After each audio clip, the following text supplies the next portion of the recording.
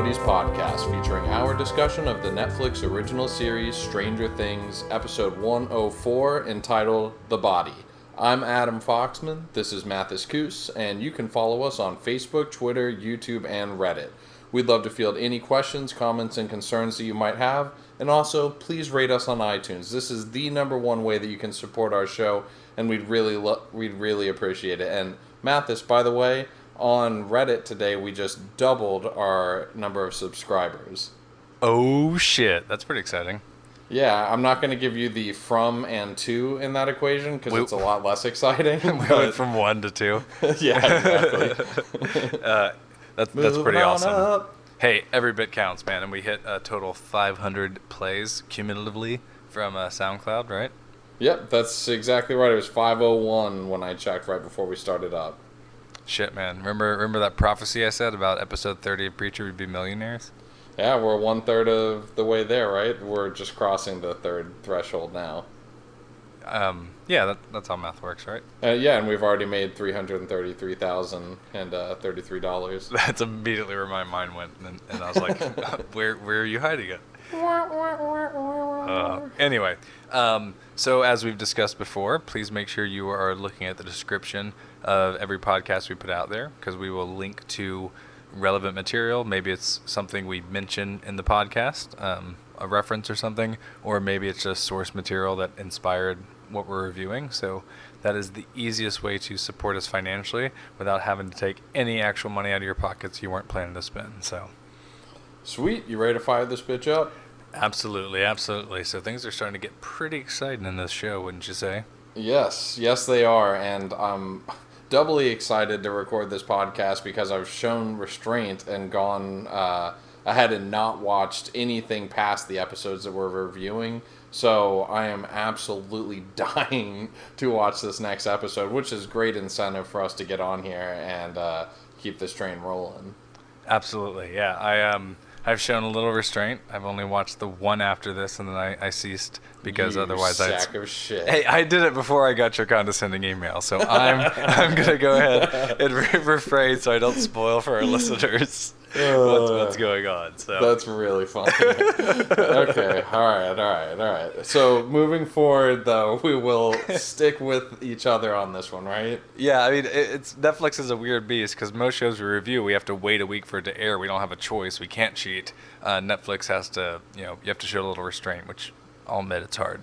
I'm just saying, you don't want to see how passive-aggressive my emails can get. No, not anytime soon. Eventually I'll want to push that envelope, but not this early on in our careers. All right, let's hop into this. So, like it seems many shots in this and many scenes kind of start this way. It starts on the sky and pans down, and there's flashing lights and all sorts of police activity at Joyce's house. The sheriff walks into the living room with his deputy, and they're looking at this absolute shitfest of crazy madness, which is, writing on the wall, lights hung everywhere. The place is in just complete shambles. And sheriff is telling Joyce about what happened with Will's body at the quarry, how he must have fallen in. And she is just adamant that that's not right. She says, "You don't understand. I talked to him half an hour ago." She grabs the strand of lights and just like the 2 blinks for no, 1 for yes, which so, you're looking at him and it's like, it's very cringy because he can't believe this. Yeah, him coming into this room, she obviously has the alphabet painted out because she developed that communication system. The Christmas lights are everywhere. Her son thinks she's insane, Jonathan. So obviously Sheriff is just thinking things are awry, but he tries to add comfort after he mentions that they found the body and she won't believe it. He talks about seeing things when his daughter passed and going through similar situation, but she's like, "No, I am not crazy. This isn't grief. I'm sound of mind. You just can't relate because you've never seen something like this."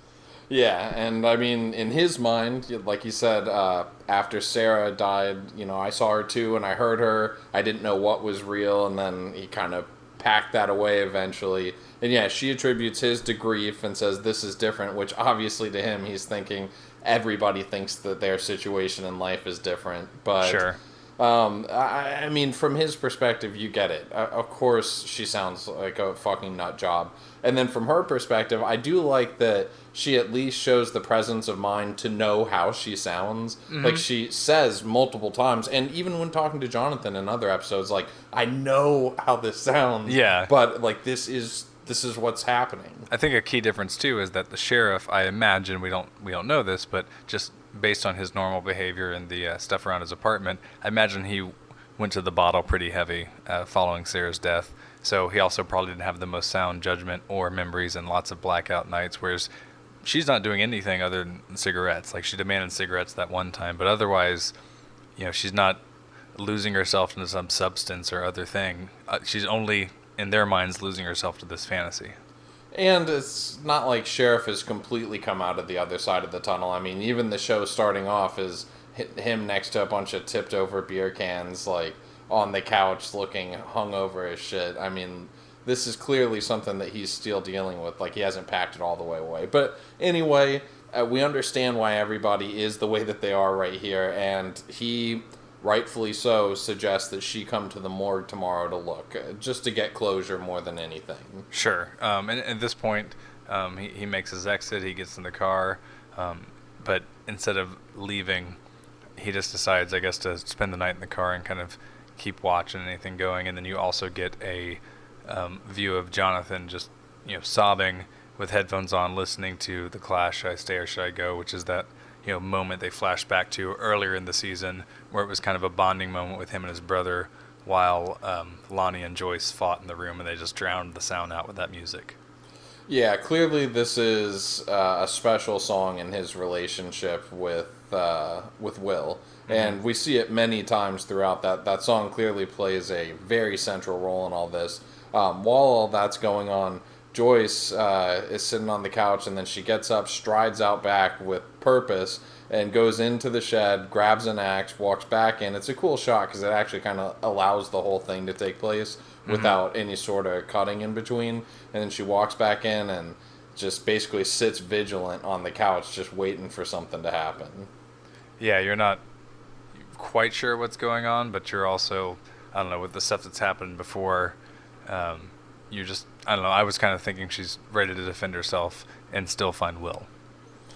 Yeah, defend herself, defend Jonathan, and attack this thing if it comes out after her again. Yeah. But at this point now, it transitions, and you see Mike's parents watching the news, and the news is talking about Will indeed being dead. They found his body in the lake, and now they're kind of talking about how to deal with Michael and what to say to him. Yeah, the dad. Have we caught his name at any point? By the way, I don't think so. I mean, maybe they've said it, but I think I've heard one of the kids call him Dad. I think she's always called him, honey or something endearing like that. So I don't think we know it. And if so, I don't think it matters. But either way, he suggests, like, should we go down and talk to him? And Karen says he'll come to us when he's ready. Just give him time. And then it cuts downstairs, and Michael's down there kind of looking through drawings, probably things that he did with Will, and he's getting really frustrated with Eleven still, kind of like where we left off in the last episode with him yelling at her while they were still at the quarry. Yeah, he gives because she's fucking with the radio. Yeah, but he gives her pretty much the same speech as he did at the end of the episode. He's just pissed. This isn't a game. Why would you lie to me and make me believe that he's alive? Yeah, you hurt me. That sucks. Lucas was right about you all along, etc. He's a broken record at this point.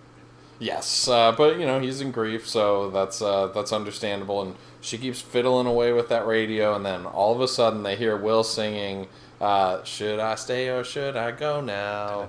And he looks over like, what? And 11 starts bleeding from the nose, and Mike runs over, grabs the radio, starts shouting into it. There's no answer, and he asks, "Was that?" And then she just kind of like nods and says, "Will." And then we get the sweet-ass credits, followed by Chapter 4, The Body. Yeah, I like the way that they did this one. Is this how they faded into every episode through the lettering of the episode title? Yeah, they have, the music start and like it's like these zooms and all the pieces of the letters come in and form the words. Okay, cool, gotcha. So the very first part right here is Joyce wakes up on the couch. I'm assuming the axe is probably still in her hand. I didn't catch whether or not it was, but she sees Will standing in front of her, but she's dreaming, and it's actually Jonathan there, and he says it's time to go see Will. Yeah, so at this point they're going to go head to the morgue, and so then we see the sheriff is already there waiting, and he's just waiting for the autopsy to finish, and he asked the lady at the desk, and he's like, what's taking Gary so long? At this point she reveals that that Gary has been asked to leave. He was sent home from the state. So you're like, uh-oh, what's going on here? Yeah, there's some sort of collusion or something going on behind the scenes. And you can tell even he registers that as being atypical. And so they take Jonathan and Joyce back and they show them the body. But unlike, obviously I've never been in that situation, but unlike most TV shows where they're right next to the body when it happens, they're watching from a window where his body is all the way across the room and very, very far away. And so they pull the sheet back. Jonathan looks like he's going to be sick, goes running off. And Joyce just kind of, I don't know, sucks it up a little bit. And then she just starts asking questions like, there should be a birthmark on his right arm. Can you show it to me? Mm-hmm. Yeah, so, but Jonathan goes running out and he talks to Sheriff, and Sheriff asks him how long all the stuff with the lights has been going on, and Jonathan indicates that it's been since the first phone call, which is true, and he's obviously very worried about her. Sheriff kind of consoles him and just lets him know that Joyce is strong and she'll last and she'll get through this, and Jonathan agrees. So he's offering some comfort there, once again, tapping, I think, into his own experience and his point of view right now. She's just going through grief. But at this point, Joyce just comes running out of there, burst through the doors, freaking out, like, that is not my son. The guy's following after, wanting her to sign the paper, which she's having none of it, so she just, leaves, and Sheriff obviously, like, facepalm, just like she cannot let it go. Yeah, Winona Ryder plays this good, too, because, like, everything that her character does must just seem so desperate and delusional to everybody on the outside, but the way that us as the audience with at least some omniscience is looking at it, we know that there is actually something going on beneath the surface here. And so it's just cool to sit back and watch as an audience member, like, everybody's reactions to her seeming completely fucking insane when you know that she's clued into a different level of what's going on than everybody else is. Yeah, absolutely. And I don't know, early on in the show, you kind of feel like she's going off the edge before you know the supernatural stuff going on, because it's a little later until you realize that Will isn't actually dead. They don't drop that till episode 3, so you do kind of feel like she's going off the edge to an extent, but then, all of a sudden, that perspective changes, and everyone else is still kind of feeling like the audience was a little bit earlier. So they've done a really good job with it, and she does a great job pulling it off and not seeming just completely crazy.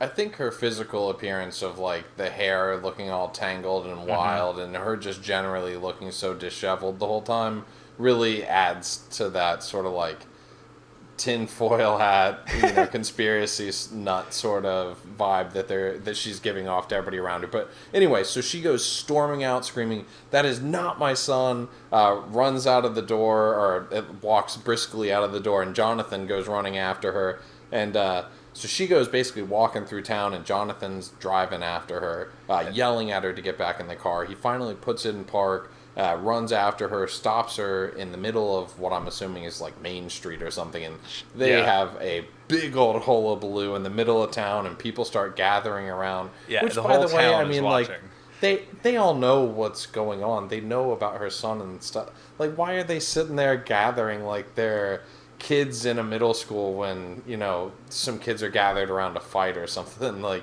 I feel like it's very inappropriate that they're all sitting there gawking. I don't know, small town mentality. I mean, it's, these people. It's not just two people getting in a fight.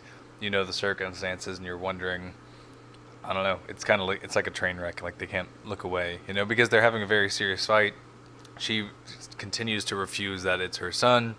And he's basically like, look, I'm not going to let him stay in a freezer for another day. We are going to bury him even if you don't agree to this. Yeah, and she's screaming that, she knows it sounds crazy, but she doesn't care if no one believes her. She is going to bring her home, and basically he goes storming off his way, she goes storming off her way, and the rubbernecking sons of bitches are just sitting there left to whisper about what's just occurred. Yeah, and at this point, you've kind of done with that drama for a little while, that storyline, and now you cut to Karen, Mike's mom, trying to actually have that conversation at this point that her and her husband were discussing, and she's trying to be there for him and offer support. She even offers him the comfort of an R-rated movie, which I know would have made me feel better at that age.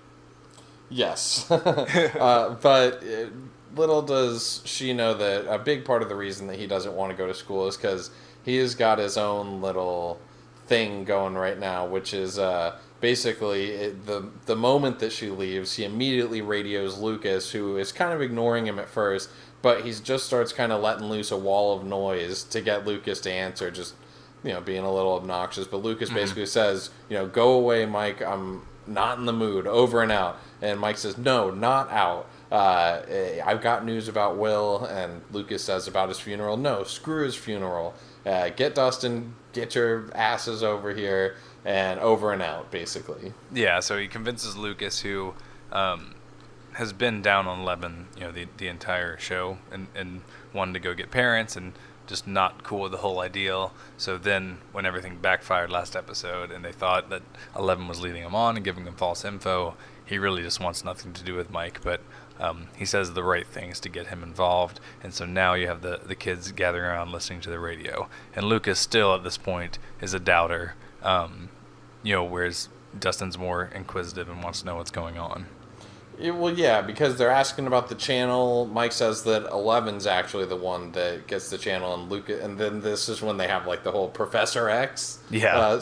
Which, by the way, I just love anything to do with these kids being kind of nerdy themselves, and it's just kind of fun because it's almost like the type of people that would be drawn in to watch this show, that are also probably into all these other things that they obsess over. Yeah, I absolutely love the superhero references they have throughout it, so it's a lot of fun.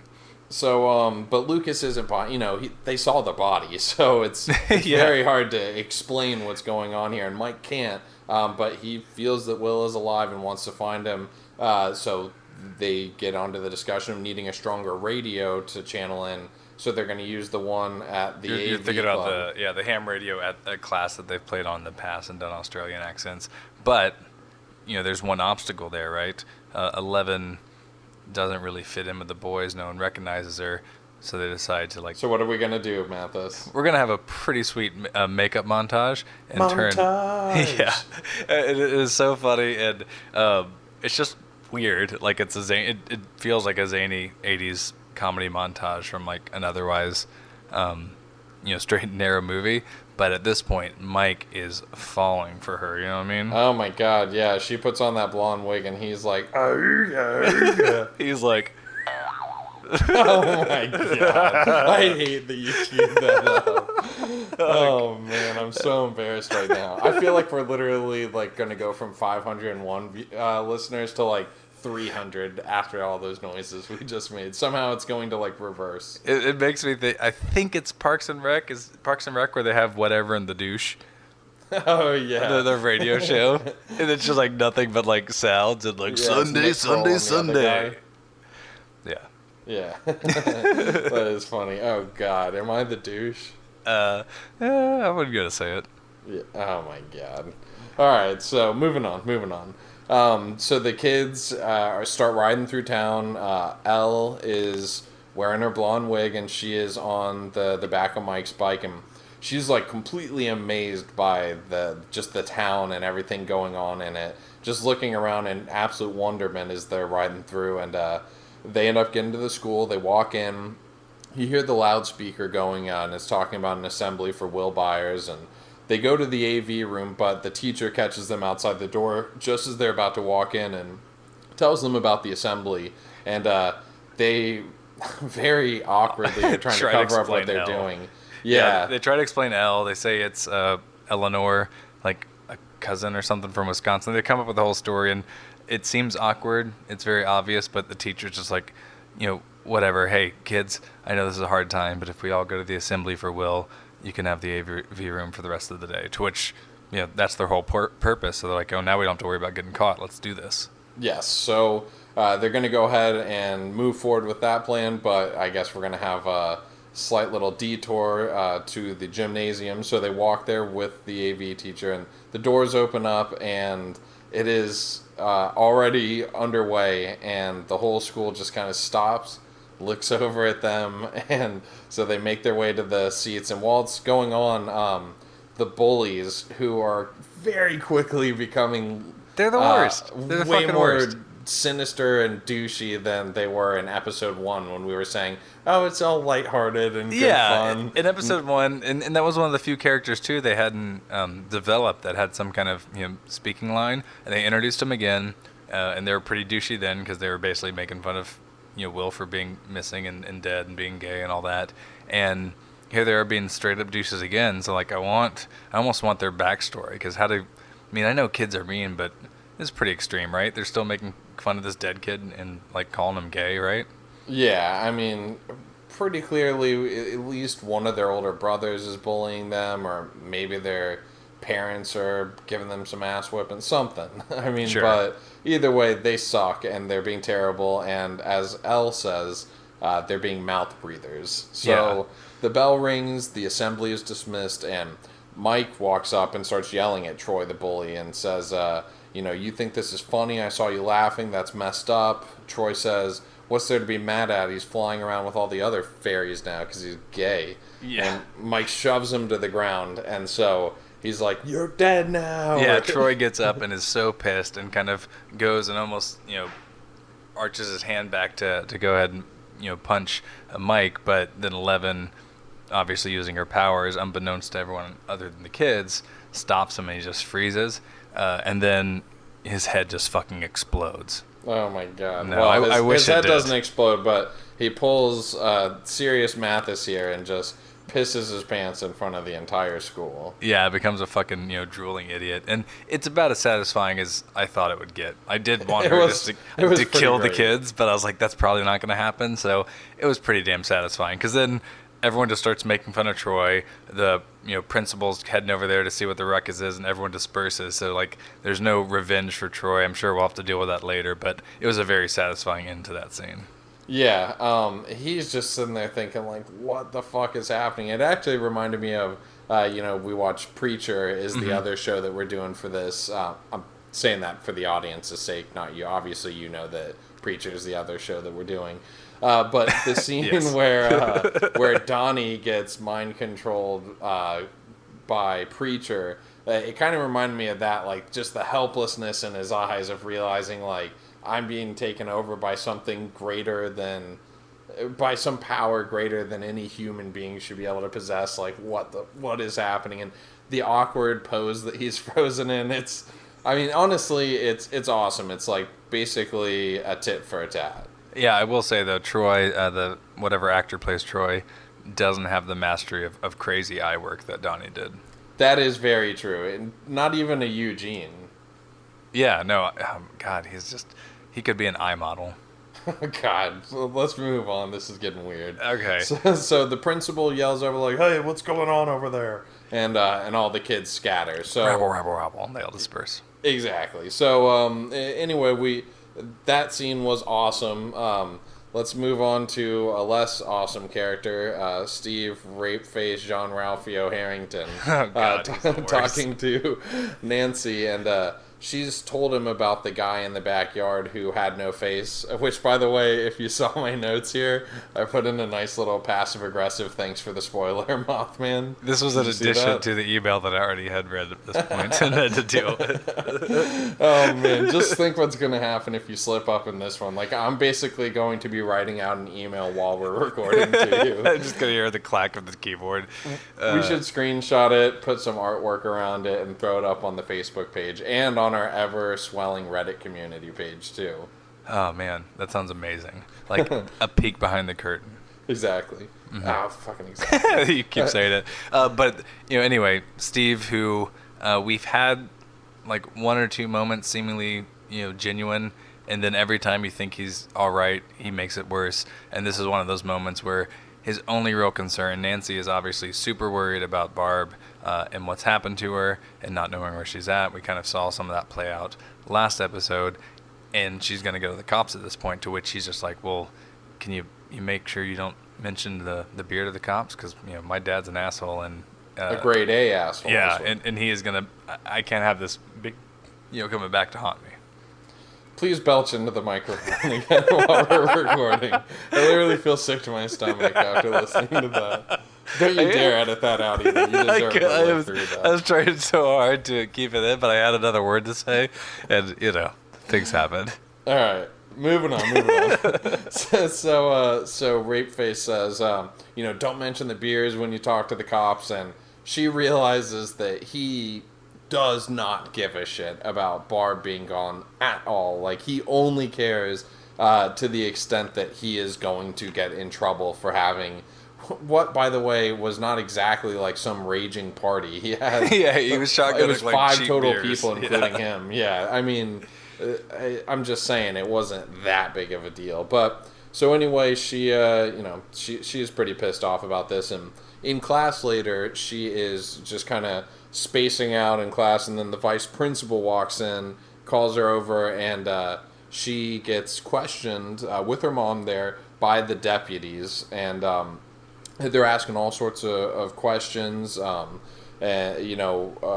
Barb, why she told Barb to leave, and what happened then. Well, she went upstairs to get in dry clothes, and her mom, you can tell, is not like, she gives her kind of like the sideways glance, like, really? Like, you're just gonna gloss over that part? You're obviously not telling the truth. Yeah. And so they ask about what they call the bear or whatever it was she saw the next day, and they said they checked there, they saw nothing, and actually her car isn't in that spot either. And from what we know now, like, that's probably like government cover-up type shit, right? Sure, that's what you're thinking, because they mentioned the car's not there. When Barb left Steve and went looking for her last episode, instead of going to whatever school game was going on, the car was there, and then she went in the back, and then she saw the thing that, according to me, she said was faceless in that episode. So I don't know if you picked up on this, but to me it seemed very weird. But weren't the cops asking a bunch of questions about the sex and stuff? Yeah, they were, because the entire time they're kind of insinuating they think Barb probably just kind of left town, and then they're like, well, you don't think that she might be a little upset about, you and old Rape Face? Yeah, knocking boots, hey. Yeah. It was really awkward to me, particularly because the mom is there, right? Yeah, I think it got especially weird when they were giving each other daps during that part. Yeah, it was super weird when they like, hit fists and then did the explosion little Pound thing. it, lock it, explode it. Yeah, exactly. But it was just weird. I mean, if you just imagine that any of them, which, they wouldn't be cops probably, but if either of them was a sexual predator, it was already weird, but like super inappropriate. And then the mom's there, which I assume is part of their fetish. I mean, definitely the look on their faces were way too bro-y during this part. But, I mean, the questions are legitimate. There's, wondering if maybe Barb would have been jealous that she was going upstairs, to get her freak on with her little boyfriend, and, gone off somehow to spite Nancy, perhaps, or just because she was super upset when her teenage emotions got the best, something like that. But I mean, that at least makes some kind of sense. I was not coming up with any motive when I watched it to like their additional prying, but I mean, I think that's what they were trying to intimate, is like maybe it was jealousy. But so she just says nothing's going on between her and Steve, and then cue the next scene, which is Nancy's mom yelling at her about lying to the police. They're not getting along, and finally she's eventually admits to banging Steve. Yes, she does. Yeah, she's been like denying this whole time. She's like, what does it matter? Leave me alone. I don't want to talk about it. Yeah, she runs up to her room, starts thumbing through pictures, and then she is looking at the pictures, the ones that Jonathan took that she scooped up off of the ground in the parking lot. After, like, Steve ripped them up. Exactly, yes. She sees a blurry picture of the creature in one of the torn up pictures, and cue the next montage, montage.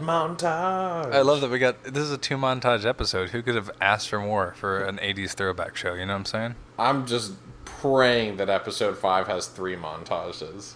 Yeah, and then if they go beyond 3, then I'm just not going to watch anymore because that's too much. That's tacky. Well, then the show becomes like a montage. yeah. What if there's like the next 5 episodes are just rapid plot advancement through montages? Super disappointed.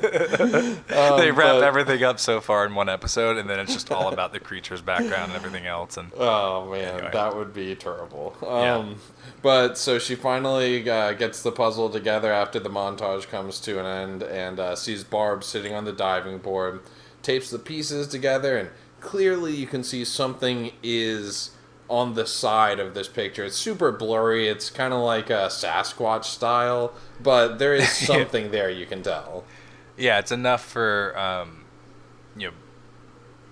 her after she already saw something, right, to know that she's now going to be a little more dedicated to what she wasn't sure she saw. Like, kind of like Joyce wasn't sure what was going on, but then she's like 100% committed because enough has been shown to her. You kind of get the feeling that Nancy's going to be on the same path pretty soon here. Yes. Okay. But let's actually cut away from the Nancy plotline here for a minute. We'll get back to it because more stuff does happen with her in the pictures during the episode. But I want to talk about what was one of my personal favorite scenes. It's so good. It really is. So the scientist is walking through the halls of Hawkins Laboratory, and it's a guy we have not seen before, and he's in some special hazmat suit. Yeah, he's in yellow. I have him listed as King Yellow Biohazard guy. If this was a beat 'em up, he would be a more powerful enemy because everyone else is wearing white. Definitely. Have you? Isn't there something? Okay, do you watch Star Trek at all? Have you ever watched Star Trek? I have watched Star Trek. Okay, there's something that I've read, I think on Reddit, about how the guys with the red shirts never die. It's always, or is it the other way around? I think it's the other way around. I think it's like the red shirt guys are the ones that always die. Okay, gotcha. So basically, this guy is seeming like a non-red shirt guy at this point. Yeah, because he comes in, and he's, it's pretty quickly they start showing you he's going to be going, examining this little amber growth we've seen. Oh yeah, into the belly of the beast. Yeah, so he starts to kind of prod it and touch it, and you see it begin to separate, and then you also notice that he has metal wire around his waist. So now we're finally understanding what this like kind of crank thing is that they lowered down last episode without any kind of description. It was kind of confusing, and he's going into the belly of the beast. You mean the thing that you knew about when we talked about it last episode on the podcast? I did know about it, but either way, we agreed that it was confusing because they didn't explain it in the first place, right? Why show it being lowered from the ceiling? It would have made a lot more sense as a clip during the earlier parts of this episode, right? Absolutely, yeah. I mean, so far, that is just the one unforgivable mistake of the show. Can I also say that this little portal thing was, and this could border on inappropriate. So if vagina? Yes. I mean, it was very vaginal seeming. Did you not feel that way? I mean, I absolutely felt that way. And I mean, the dude was covered in latex, so just saying. Yeah, I mean, it was about as erotic as this show can get outside of Steve Rapeface Harrington banging Nancy to Barb's death. But we don't know at this point we're not sure if she's dead because Will's alive. But at the moment, that was a pretty fucked up sexual reference. Yes, agreed. So, he's covered in this thing that kind of makes him like a condom, but he's also got a string attached to him to get pulled back out, so he's also kind of like a tampon. I'm just Either saying way, that he's safe. I felt a little uncomfortable. Yeah, he is being safe, which is good because we know that the 80s definitely had some AIDS epidemics. Super AIDS, even, I heard. Yeah, Super AIDS for sure. So basically, he is being watched by Dr. Brenner through this control room sort of setup, and he gets hooked up to the machine, and Brenner says, good luck in there, son. And the guy goes walking in. First he pokes at it a little bit, kind of stimulating the upper areas of it. And then the glowing things in the walls start to kind of glow a little more intensely. And then it parts. And there's growling sounds. Weird growling sounds. It's clearly some organic life form. And he goes walking into it. Yeah, and at this point, so earlier he was in yellow. He kind of seemed like a badass. By the time he actually went through the portal, I personally didn't think there was any hope for him. Oh, yeah. I mean, this probably isn't going to end well. This was the point where, because what I said a minute ago about the Star Trek thing and the red uniform, that was my first thought, is like, oh, this guy's something special. And then when I realized what he was actually doing, I thought, oh, no, he is actually the red shirt guys from Star Trek. Yeah, he is totally going to die. So it's kind of a typical horror movie. It's well done, but he's talking on radio. He's talking about how decayed and weird it is in here. Then the walkie chatter starts to kind of cut out. Things get intense. You're not sure what's happening, and eventually you kind of hear wire snap, and then they're yanking on the wire, trying desperately to save him. Brenner is looking disappointed already. Oh, there's alarms going, and I mean it's a high tension sort of scene. It reminds me of the Raptors in Jurassic Park, when the guy gets pulled into the cage and everyone's just trying desperately to pull him back out, and all the alarms are going off, and then instead of cow prod coming out with blood on it, instead it's just a wire with just not necessarily only human blood, but just ooze and goo and some of the weird biomatter we've seen throughout the show so far. Does that happen in Jurassic Park? Yeah, the very first scene, or one of the first few scenes in the I feel like isn't that a sheep being fed though? Or are you talking about Jurassic World? I don't know. Okay. All right. Either way, I didn't mean to poke a hole in your comparison there. And I haven't seen all these movies recently, but I will say a lot of the show and the way they shoot it and the way they do suspense without it being graphic and showing much does remind me a lot just of Spielberg in general. The scientist from episode 1 being yanked up actually reminded me of Jurassic Park as well, but there's a lot of tones of Close Encounters, so maybe I'm just mixing things up. Either way, it constantly is reminding me of that, because they don't get very graphic with it. Yeah, I mean, you're definitely right. In fact, even here, like you said, the wires flying all over the place, the alarms have been sounded, and you can hear him screaming through the comm, and then the line is just no longer taut. It loosens, and Shepard's not responding. They pull it back out, and it's just a bloody pulp of something. Yeah. Could you recognize, was that a body part, or? No, I mean, tell. It was either just his fluids or a miscarriage. Oh, God. Coming out of the womb, right? Yeah. Anyway. Good callback. I will say, and I didn't read the article because I didn't want to spoil anything, but I saw a headline of an article where the brothers that wrote this mentioned Silent Hill was a influence on them, which you mentioned one episode, the kind of almost ash-like snow effect. Yeah. That you see, and you start to see that when he's going and approaching it. That reminds me so much of Silent Hill, where everything is kind of dusty and cloudy. And then I was also thinking, as I was watching this episode and kind of rewatching some of the earlier ones, have you ever seen Akira? No, I haven't. Well, so Akira, I mean, essentially the plot is that there are these kids and either being experimented on or born with powers, and they're just known by numbers, and one of them gets out and is kind of exposed to certain parties and everything else. So, 11 escaping with psychic powers, they definitely have a lot of different influences they're drawing from and kind of meshing it into one pretty overall awesome piece of entertainment. Well, that's the beauty of this, is that while it feels reminiscent and while it gives off this sense of nostalgia and familiarity, it's also completely its own thing. Mm-hmm. It's awesome that it manages to be such an amalgam of different source material without actually feeling like a complete rip-off of any one in particular. Yeah, absolutely, because, I mean, the stuff with 11 is a very very similar kind of plot to Akira, but I don't even think I thought of it till episode 3 because there's so many other things going on that are completely different, completely separate. And so although it borrows from a lot of pop culture, it is such a unique little piece of entertainment. It's, incredibly fun throughout. Yeah, agreed.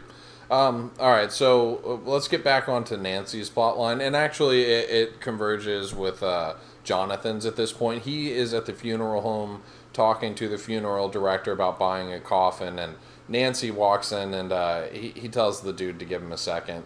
So Nancy says, Joyce told me that you'd be here, and she wants to talk to him about the pictures that he took, and she asks about the monster, and he has no idea whether it's just like some sort of technical blip or something on this photo that shouldn't have been there. But Nancy says that Barb didn't run away, and this is, she thinks that it has something to do with this. When she went back to the house the next day, she said that she saw this thing, and Jonathan wants to know, what it looked like, and they kind of basically come up with the same thought at the same time of it didn't have a face, which is what Joyce had said to Jonathan. So now he's like, oh shit. Yeah, it's a pretty great moment because he completes her thought like she's about to say it because she said it, once before. And at this point, I think the weight almost comes off your shoulders because it's awkward watching Jonathan and everyone else deal with Joyce because they act as if she's crazy, yet you as the audience know she isn't. So now to realize that there's someone else on her side, you're like, oh, thank God, they're finally going to start, more people dedicated to finding out the truth. That's what we're looking for, It is actually some kind of relief because it is stressful watching her go through all this when you already know that there's so much going on there in terms of how you'd be feeling as a mother with your child missing. But when you compound it with the fact that you know something that nobody else knows and nobody else believes you or would have any reason to, it is nice that we can start to, expand that click a little bit. Mm-hmm. And, it meshes nicely with the next thing we're looking at, which is Sheriff is now questioning Gary about being excused from the autopsy. The coroner, yes. Yeah, because he's, earlier they made it very obvious that he didn't think it was normal that the state sent someone home. And I think even through this discussion, he talks about him never seeing anything like that before. So, oh, yeah, completely unorthodox. Yeah. Like, he says something like, what if maybe if this was JFK's body or something? Yeah, not a, accidental death in a small town type thing. It would have to be someone very important. So all this is doing is supporting the sheriff's paranoia. And I think the sheriff, maybe the reason he hasn't been as gung-ho about things immediately is because of what he's been going through. Like, probably didn't trust his own judgment with what he's been dealing with his daughter. He's getting drunk every night. But to have the footage doctored from when he went and visited the Hawkins Laboratory, to now have someone sent home during an autopsy, so many things are adding up to a point where he's like, I can't ignore this any longer. I have to maybe bend some rules and get to the bottom of this. Speaking of which, what he ends up doing is going to this bar. The sign outside says Hideaway. And he starts chatting up some dude, and he's kind of pretending that he's somebody else. We're seeing a lot more smiling than we're used to with him. And he buys this dude around, says he's celebrating his daughter winning the spelling bee. So now you know that he's lying. So at this point, when he was talking about his daughter, and we'll obviously go into what actually happens here, but my immediate thought, and even kind of still, is that like this is almost something he does to cope and pretend she's still there. Because why pick his dead daughter as his fake story? Well, and he gives her the same name. You know what I mean? It's not he calls like her Sarah. Like, up. He's painting this life that isn't gonna happen for his daughter. So it's, he's smiling more, and it's kind of sad and heartbreaking to start because you also don't know what's going on yet. The word he says that she won on the spelling bee is odontalgia, which means a toothache, which felt very ironic for me because that was the same night that I had to go in to get an emergency surprise root canal. Oh man, that doesn't sound like fun. When I heard it, I didn't look it up, but I just kind of thought it was like post-shadowing, and it was alien portal vagina. Oh my god. They got a word for everything. Yeah. So Sheriff says, like, I recognize you, and the dude's like, yeah, you probably saw me on TV. I found that buyer's boy while on patrol. And they kind of go back and forth, and Sheriff sort of catches him in a lie about saying, like, yeah, that's, state-run land that it was on where I found the boy. I was just doing my patrols, and Sheriff's kind of like, that's funny that you say that because basically he knows that it's private land or owned by some other company or something like that. And then the dude gets really defensive, calls him a dick, says thanks for ruining the game, walks off, and then immediate cut to Sheriff just giving this dude a beat down out back and basically interrogating him while he does it. The guy finally snaps and says, that he was told not to let anyone get too close to the body. And says you're gonna get us both killed, and then the camera kind of peels or goes off to the side, and there's a car that kind of peels out and was watching the action occur. Yeah, so this whole thing's being watched, and I may have misheard it, but I thought he even said something like I was paid to call the body in and not let anyone near it, like he was on the take. But I may have missed that. Either way, it was suspicious, right? He was told not to let anyone near it. Very much so. Yes. You couple that with how far away Joyce and Jonathan were asked to be to even identify the body, and everything else we dealt with. The sheriff is becoming even more bold in his pursuit for the truth. Yes, and from this point on is where things really start to pick up the pace. So Joyce, this next scene is her blasting the Clash song that we've heard a million times and screaming for Will, talk to me, and she's just sitting there blasting this music. We get a quick cut to where the boys are finally sitting down at that big fancy mic thing or radio. And we now get one of 11's signature flashbacks, which are kind of a common theme throughout the show now. Yes, and this one she's wired up to that, I don't know, EKG machine, whatever you want to call it, and she's talking to Brenner at the facility, and he wants her to locate someone, not hurt him, but listen to him. Listen, repeat back whatever he's going to say, and he says, just like we used to do with the old nursery rhymes. And it's this guy that's in the same facility, I think, and... Yeah, he's reading off stuff, down the corridor. Yeah, and she takes it to another level. Instead of just repeating what he says and, potentially reading his mind, I guess she somehow takes that and then routes it through the speaker in the room they're in, so you literally just hear the guy speaking directly into the room. So she kind of like we've seen in the past, she outperforms what Papa was expecting. And I just like the way that it happens too. As she starts to close her eyes and focus in, the lights go out, and then you get that ominous, the horns are blaring in terms of the actual background music that's happening. This really intense scene, and the man's voice starts playing through the speakers. So now we're back to reality. The lights go out, and you're hearing this pounding sound that starts coming out of the radio. So now you're back at Joyce's. She's blasting the music, but she turns it off, and she hears screaming behind the wall. And at the same time, the boys are hearing the same thing occurring through the radio. Yeah, so you're hearing both things happen at both times. This pounding, you're not sure what it is. This yelling, which you're beginning to think and realize is Will. And it goes back and forth. They've used 11 to connect with Will to the other side. And Will is talking to his mom now. So a lot more than just the blinking she was seeing earlier. So now she's, fastly approaching the wall and trying to find out where it's coming from, and she starts ripping the wallpaper off frantically, and now you see that amber glass kind of organic barrier that Dead Yellow Buyer has a guy went through earlier. You see something similar like this membrane, and she's starting to talk directly to Will.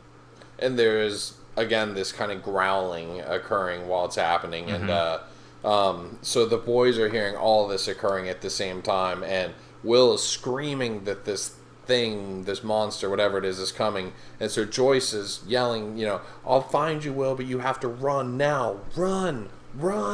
And the radio just erupts with fire. Dustin hits it with the fire extinguisher. Elle looks like weak as all hell. There's blood coming out of like her nose and maybe even her ears and stuff. And Joyce is just frantic because, you know, Will has now disappeared again. He did what she said, and the organic stuff kind of enclosed after he ran off from there. And she takes the axe and just starts hacking away at the spot. You know, like everything's healed over, but she's like, I am going to get to my son. I finally know where he's at. I don't know how or why or what this is all happening. But after some, you know, frantic chopping away, you get a nice shot from outside looking in, and it's just a hole in the front of her house with her looking through it. Obviously no portal, no amber, no, like, you know, parallel universe or whatever showing. No, just an empty spot where there used to be drywall, insulation, and all the tangible things that you would find in a house, but that's it. Not the portal, all of that is gone as if it were never there even in the first place. And at the same time, the boys are kind of helping carry Elle out of the school. Yeah, she is like too weak to walk. She's weaker than we've ever seen her. Like, we've seen her with the nosebleed, and that obviously poses an issue for her, but we've yet to see her in a situation where, like, she just can't, you know, even walk.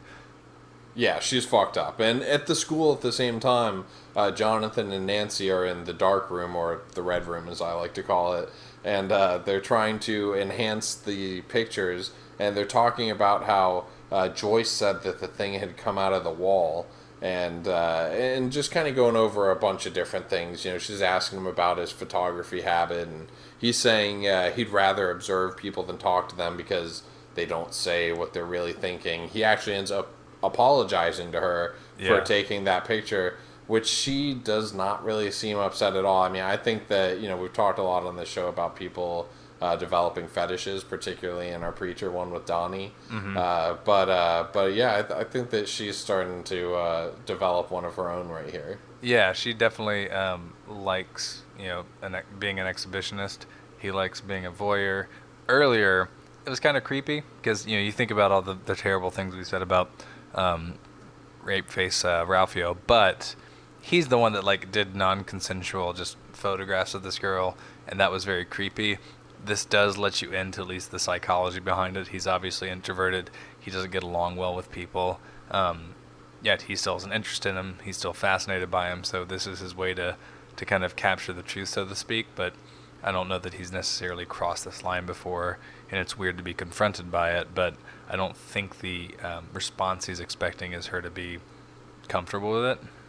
Yeah, it's honestly probably a bad thing for curbing his future voyeuristic tendencies if he gets off with, you know, basically the other person being cool with it afterwards. Yeah. Like, I hate to see, like, what he's going to be in 5 years. But anyway. Well, real quick, just to go down that path, because you posted I'm sorry, but you posted an article about maybe the next season would be kind of separate storyline. A sequel and not a continuation. Yeah, you're right. But what if it's like a serial killer drama and it's just Jonathan expressing all of his tendencies later in life? So it's not really like a sequel to this storyline, but it's just, you know, related. Oh no, Jonathan's gonna be all like, "Would you fuck me? I fuck me." Yeah, they just dance into whatever that horse's song is in the mirror. Oh no, with his peepers tucked between his legs. His peepers when he's 4. Good times. Okay, well anyway, so the picture starts kind of edging into focus here, and it is significantly more clear that it is some sort of monster. And now Jonathan is completely sold on this fact that Joyce was right, which means Will is alive, which means Barb is likely alive too. So they're both super happy about it. And now we get into the sheriff here at the end, which is really fucking cool and probably the biggest reveal of the episode, don't you think? Absolutely. And I will say, on the last scene when they finally get, like, the blurred image of the creature and they're both like, oh shit, something's going on, I immediately heard the X-Files theme song. Yeah, that's totally like the start of an episode where they kind of confirm an urban legend or whatever, and then they go after it. But yeah, cutting to Sheriff, who continues to get bold in his pursuit of the truth, and he knows all this crazy shit's going on. He now is at the morgue again. Tries to say he forgot his hat. The guy won't let him back in. So the sheriff just knocks him out. It's like, fuck it. I'm going to knock out another officer, obviously breaking all kinds of laws. And then he goes on in to look at the body. And you're not sure what he's going to do because you figure maybe he knew Will and just wants to see the body for himself. And I was kind of just expecting him to be like, I don't know, this isn't Will. See something weird about it. But I was not expecting what we got. No. So he goes into the morgue and is looking at the body, and it certainly looks real. And then he touches it, and you can tell something's not right. So he grabs out his pocket knife, and there is a serious amount of hesitation going on there. He just, like, you can tell, like, he goes to do what he's going to do, but then kind of pulls back a little bit. Finally nuts up and just puts the knife into the body and just goes to town desecrating this thing. Tears it open, just cutting. And it's a fucking teddy bear. He reaches in, and it's fucking stuffing. Yeah, I mean, I really wasn't expecting. So once he started cutting, I also wasn't expecting that, but I was like, okay, he's going to, see, and maybe it's just like, I don't know, plastic or just, I don't know, has weights in it or something, but it to be like rubber cotton or cotton stuffing like a stuffed animal, I kind of chuckled and then was like, what the fuck?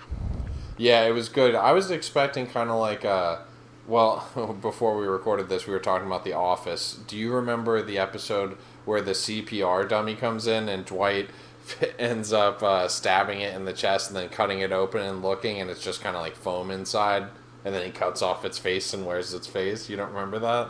I do actually remember that episode. I mean, not the minutia of it, but I remember him desecrating a foam CPR. That's what I was thinking. Would just be like, foam or rubber or something like that inside. Not that stuffing of all things is just so.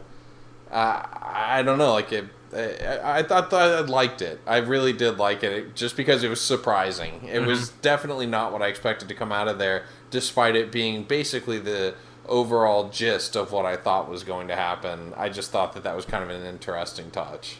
Yeah, I will say, if you were a person that for whatever reason didn't watch this episode and didn't listen to this, I just almost can't imagine it working on paper, but it was very effective. Yes.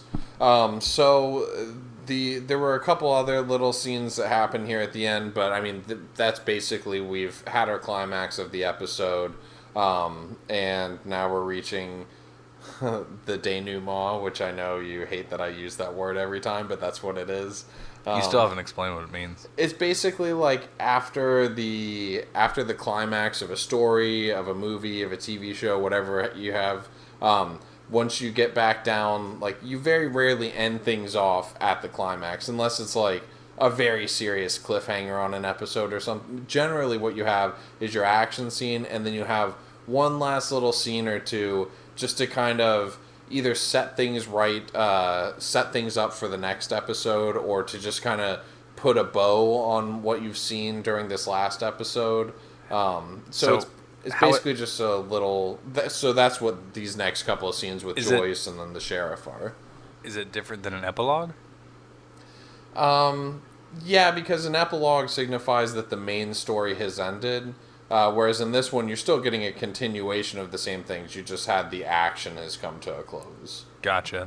I think my definition of epilogue's been sullied by comics, because they have them a lot in comics, but most comics are ongoing. So it's after a main storyline, which basically is a climax, then they set up a little bit of a kind of cliffhanger.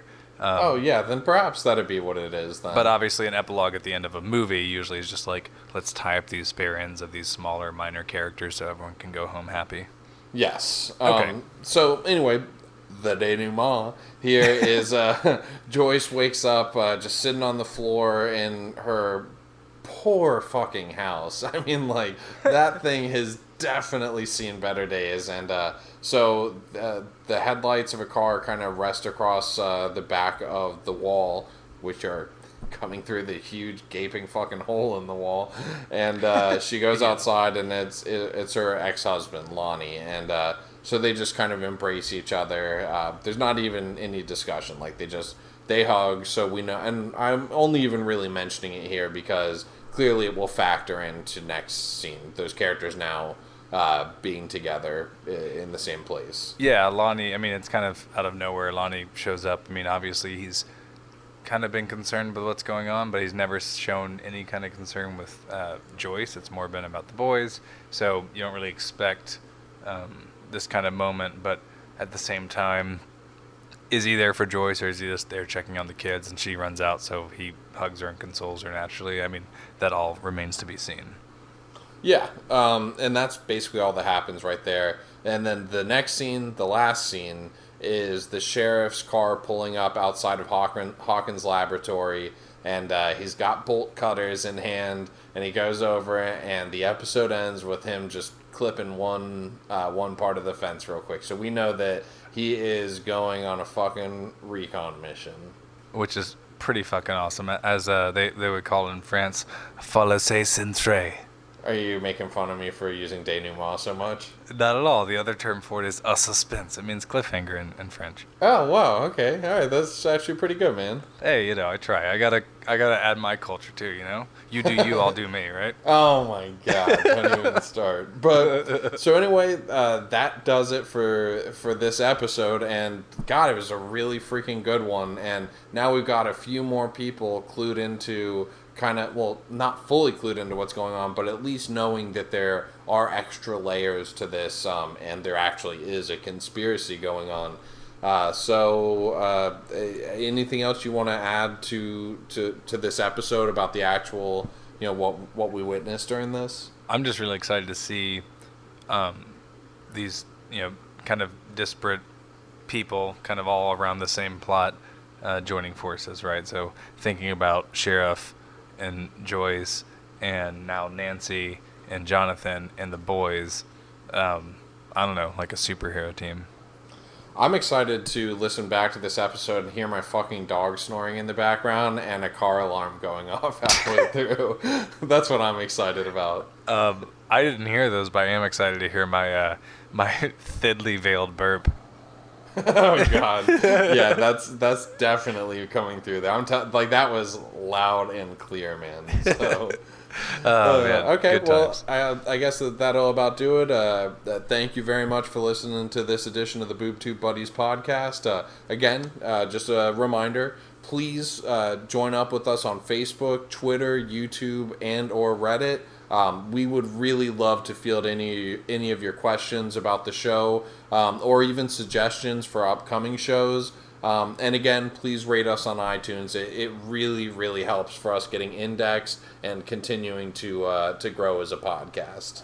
Absolutely, and please buy some great stuff for them as links, or use them as great gift ideas for the next significant other that has a birthday or an anniversary or whatever. Help support us, right? You got it, man.